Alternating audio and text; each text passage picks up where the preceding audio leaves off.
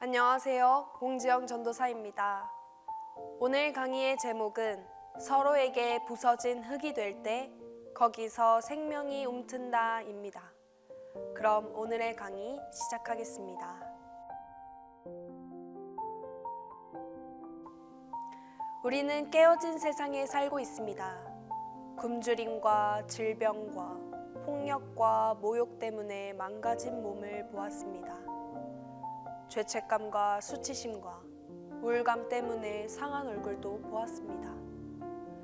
고뇌에 가득 찬 세상의 목소리도 들었습니다. 여러분들이 보고 들은 그 모든 것에서 이런 기도가 터져 나옵니다. 아름다운 수레여 내려오소서. 아름다운 자비여 내려오소서. 아름다운 긍휼이여 내려오소서. 아름다운 예수여 내려오소서. 이게 다 무슨 의미일지 근래에 곰곰이 생각해 보았습니다. 그러자 십자가에 다시 못 박히시는 그리스도가 맨 먼저 보였습니다. 오늘 우리가 사는 세상에서 예수님은 하나님이 창조하신 지구라는 십자가에 참으로 못 박히십니다. 인류의 고생 속에서 우리는 세상이라는 십자가에 못 박히시는 예수님을 봅니다. 그분은 나의 하나님, 나의 하나님, 어찌하여 나를 버리셨나이까 라고 절규하셨습니다. 그래서 문제는 오 하나님, 왜 이 모든 고통이 존재하도록 허용하십니까? 에서 아름다운 예수여, 왜 이렇게 낮은 데로 내려와 우리처럼 되어 모든 고통 속에 들어오셨습니까? 왜 이렇게 낮게 내려와 이 모든 고통을 우리와 함께 당하셨습니까?로 바뀝니다. 답도 있습니다. 감사하게도 내게 들려오는 답은 이것입니다. 사랑하는 형제 자매여, 내가 낮은 데로 내려온 이유는 너를 두려움의 집에서 내 사랑의 집으로 인도하기 위해서다. 내가 그토록 두려워하는 건 내가 원하는 바가 아니다. 나는 네가 사랑하기를 원한다. 깨어진 세상에서 접하는 많은 고뇌는 바로 우리 내면의 두려움에서 생겨납니다. 우리는 정말 무엇이 두려운 걸까요? 바로 죽음에 대한 두려움입니다. 우리는 죽는 일이 못내 두렵습니다. 죽음과 각종 질병과 전쟁과 고문과 가난을 환기시키는 것들이 사방에 널려 있습니다. 그게 두려워 우리는 뒷걸음칩니다.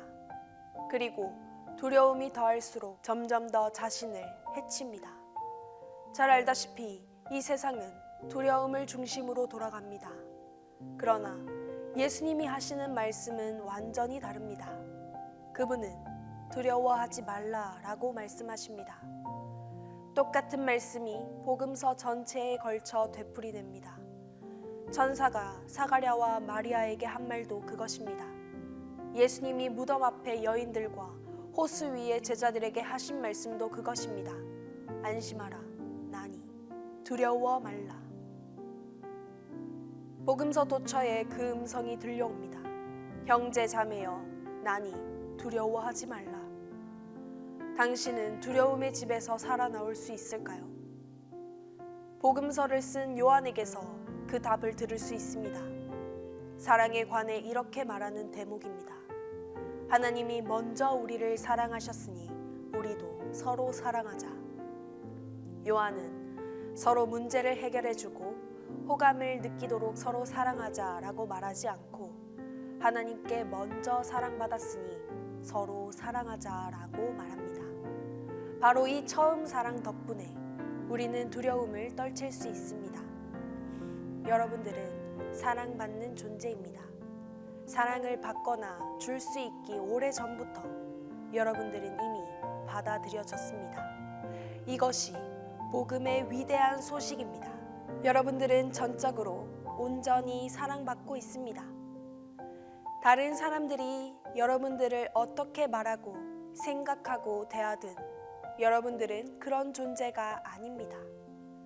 타인의 의견이나 애정이나 거부가 곧 여러분들이 아닙니다. 하나님이 지으신 본연의 모습이 곧 여러분입니다. 여러분들은 그 처음 사랑 곧 하나님의 사랑의 열매입니다. 어떻게 하면 하나님의 처음 사랑에 동참할 수 있을까요? 처음 사랑의 음성을 들을 수 있는 곳을 고독이라고 합니다. 고독은 두려워하지 말라, 내가 너를 사랑한다 라고 말씀하시는 음성을 귀 기울여 듣는 곳입니다. 그 음성은 누구 하나 너를 사랑하기 오래전부터 내가 너를 사랑했다 라고 말씀하십니다. 그 고독 속으로 과감히 들어가야 합니다. 그러면 혼자 있어도 외롭지 않습니다. 고독 속에서 하나님의 임재 안에 들어가면 그토록 듣기 원하는 이 말씀을 그분이 여러분의 마음의 중심부에 들려주십니다. 애정을 찾아 온 세상을 돌아다니는 한 당신은 그 음성을 들을 수 없습니다.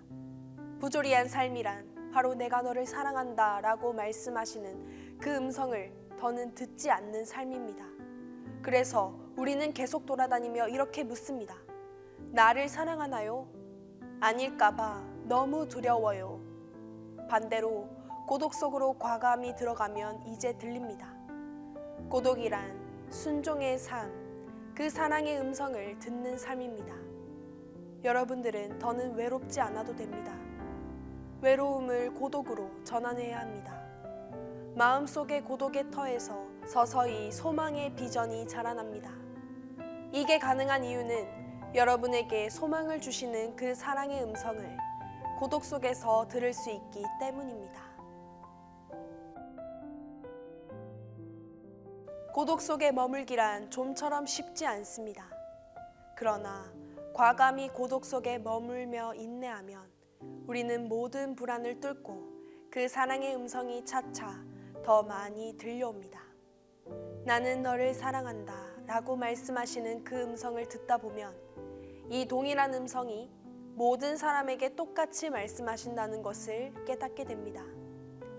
고독의 자리에서 우리는 친구와 형제 자매에게 다가가 그들을 반길 수 있습니다.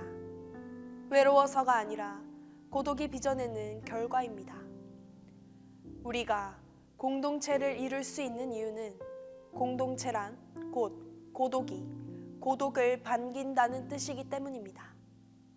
이렇게 우리가 모여서 서로의 고독을 반기면 거기서 새로운 가정과 집이 생겨납니다. 이제 우리는 두려움의 집 대신 사랑의 집에서 살아갑니다. 그 집에는 다른 사람들을 맞이할 공간이 있습니다. 낯선 사람도 그 공간에 들어와 환영받고 가난한 사람과 깨어진 사람도 환대받습니다. 우선 공동체는 친밀함의 장입니다. 두려우면 친밀할 수 없습니다. 두려운 대상과는 친해질 수 없는 법입니다. 상대가 무서우면 그에게 달라붙거나 그를 피해 달아나거나 둘 중 하나입니다. 그러나 진정한 친밀함은 달라붙지도 않고 달아나지도 않습니다. 약하고 부족한 그대로 서로에게 충실하며 기꺼이 참으로 함께 있습니다. 공동체에서는 계속 서로를 용서해야 합니다. 끊임없는 자백과 용서를 통해 서로 더 가까워지면 우리를 참으로 사랑하시는 하나님이 우리보다 크시다는 걸 알게 됩니다. 공동체의 자백과 용서를 통해 하나님의 처음 사랑을 접하게 됩니다. 우리에게 충실하신 하나님이 우리를 공동체로 결속하고 계심을 경험하게 됩니다. 공동체는 열매의 장이기도 합니다. 열매, 공동체에서 아주 중요한 단어입니다. 우리는 풍성한 열매를 맺을 수 있습니다. 우리 사회는 열매에 별로 관심이 없습니다. 성과를 중시합니다. 사회에서는 영리를 목적으로 하는 물건을 만드는 데에만 관심이 있습니다. 우리는 많은 물건을 만드는 생산적인 사람이 되려 합니다. 공동체는 깨어진 사람들인 우리가 모여 연약한 모습으로 열매를 맺는 곳입니다. 늘 잊지 말아야 할 것이 있습니다. 공동체에서 우리는 연약한 모습을 만납니다. 약점도 솔직히 내보여야 합니다. 깨어진 사람들이 모였으니 모두 아주 연약합니다. 공동체는 또한 기쁨과 경축의 장입니다. 공동체에서는 함께 음식을 먹는 시간도 오래 걸립니다. 속으로 얼른 끝나야 내가 일을 하는데 라는 생각이 들지만 먹는 행위도 함께하는 경축이므로 우리는 느긋하게 먹습니다. 우리는 슬픈 순간도 기념하고 기쁜 순간도 기념합니다. 경축이란 그 순간을 올려드리며 이렇게 고백하는 것이기 때문입니다. 하나님이 지금 여기에 계십니다. 이 날은 주께서 지으신 날입니다. 이 순간을 우리는 하나님과 함께하는 시간으로 선포하며 환호하고 싶어요. 경축이란 하나님이 바로 지금 이 순간에 하나님이심을 인식한다는 뜻입니다. 여러분들은 과거의 죄책감에 얽매이거나 미래를 지레 두려워할 필요가 없습니다. 지금 여기서 벌어지는 일에 진심으로 집중하면 됩니다. 그 일을 올려드리며 기뻐하면 됩니다. 누가복음에서 읽었던 한 본문으로 말을 마치려 합니다. 예수님이 종말에 관해 말씀하시는 아주 아름다운 대목입니다. 그분의 말씀대로 장차 나라가 나라를, 민족이 민족을 대적하겠고 환난과 전쟁이 있을 것입니다. 그런데 예수님은 친구여, 너희는 장차 올 이 모든 일을 능히 피하고 인자 앞에 서도록 항상 기도하라. 내 말을 명심하라 라고 당부하십니다.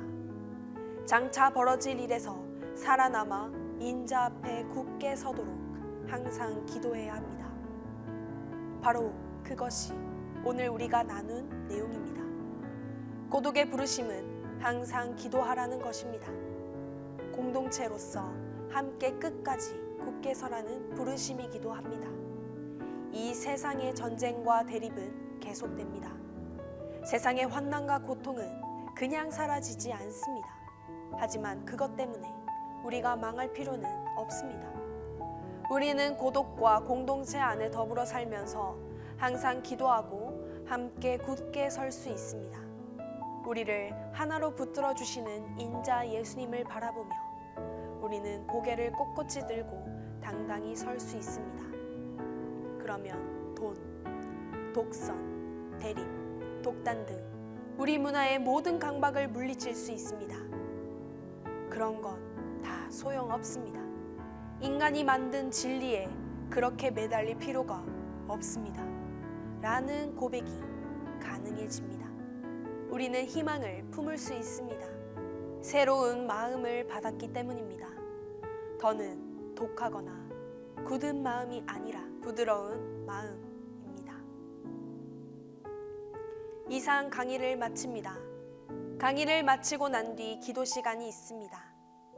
강의를 한 번 더 되돌아보고 기도를 통해 하나님께 내가 느낀 것을 고백하는 시간이 되시길 바랍니다.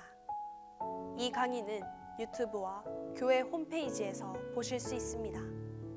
감사합니다.